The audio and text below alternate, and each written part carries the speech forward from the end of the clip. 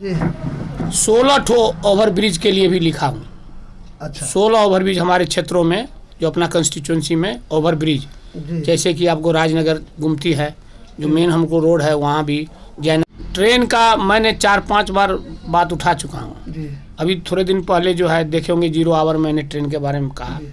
15 मार्च 2020 को माननीय प्रधानमंत्री से मुलाकात की थी, तो मैंने ये बात उठाया था कि चीनी मिल की कमी है, वो गन्ना हमारा जयनगर क्षेत्र में सूख जाता है और लोगों को पहले का पैसा ही नहीं मिला है। राजनगर जो नौलखा मंदिर जो जाने जाते हैं, वो हमारे बिहार में ही नहीं पूरे हमारे हिंदुस्तान में प्रसिद्ध जगह है। और राजनगर का नाम जो है इसी नौलखा मंदिर से ही लोगों को माने जहन में है और जाना जाता है। माननीय मुख्यमंत्री जी ने 3 मंत्री आपको दिए हैं मधुबनी जिला में।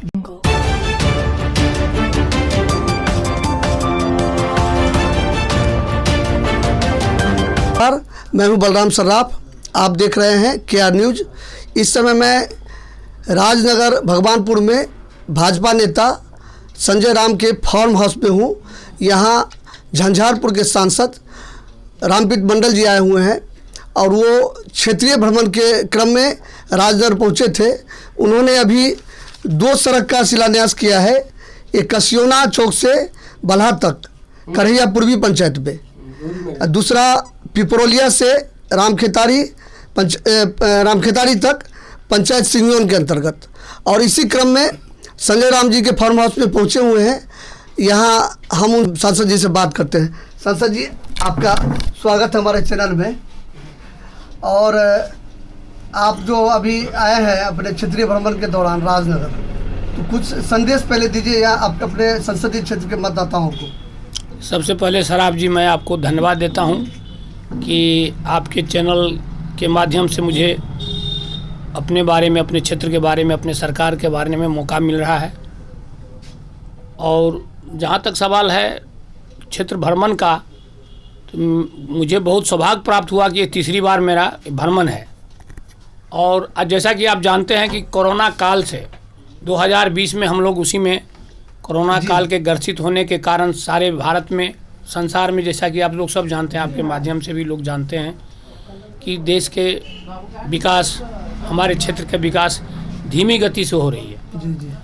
और बीच में कोरोना के साथ साथ हमारे माननीय मुख्यमंत्री जी का जो है क्षेत्रीय चुनाव भी था लास्ट ईयर, इसी साल मेरे ख्याल से लास्ट ईयर चुनाव, सॉरी, तो चुनाव के कारण नहीं आ सके, कुछ कोरोना के कारण नहीं आ सके।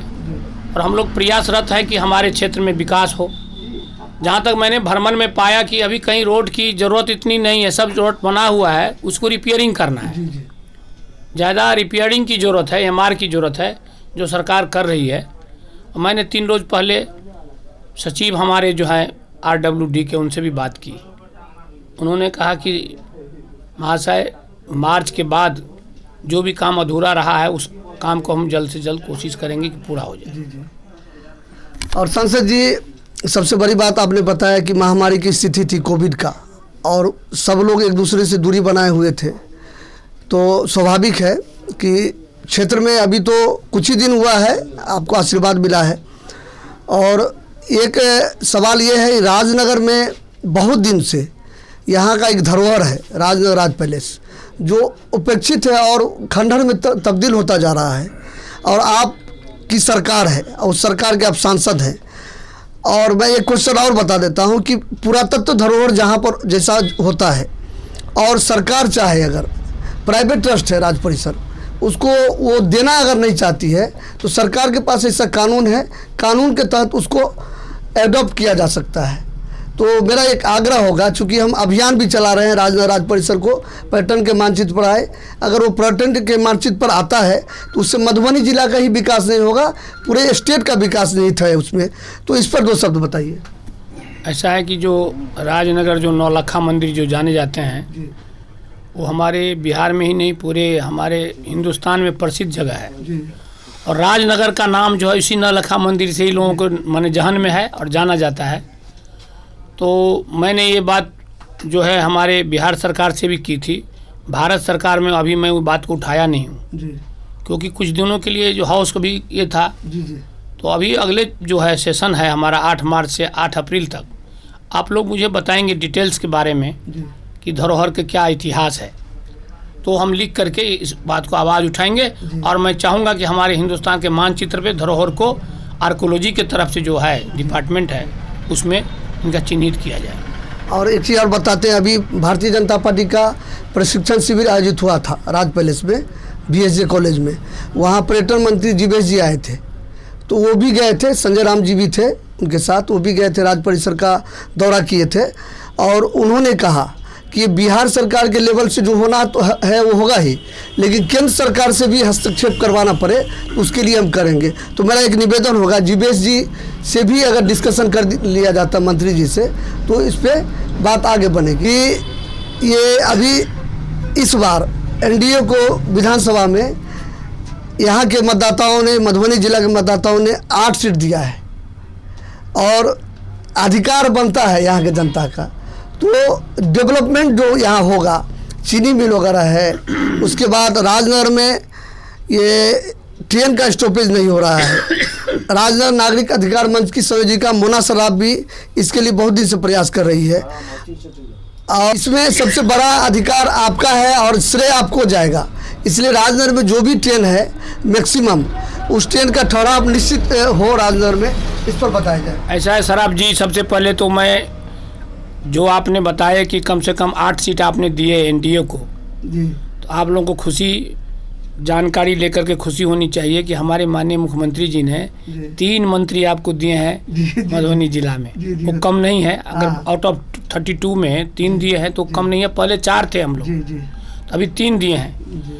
और जहाँ तक सवाल है चीनी मिल का, तो ये हम लास्ट सेशन में 15 मार्च 2020 को माननीय प्रधानमंत्री से मुलाकात की थी।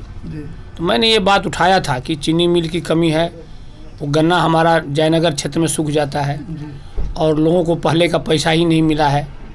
तो चीनी मिल के बारे में विशेष बात उनसे हुई, तो उन्होंने कहा कि अब चीनी हमको बाहर से जो हम इसमें पूंजी लगाएंगे उससे सस्ती में चीनी बाहर से आ जाता है। तो उनका कहना था कि चीनी मिल के जगह में आप लोग इथेनॉल का मतलब प्रोडक्शन कीजिए, जो पेट्रोल में मिला करके हमको पेट्रोल का दाम में कमी करने का एक तो मौका मिलेगा।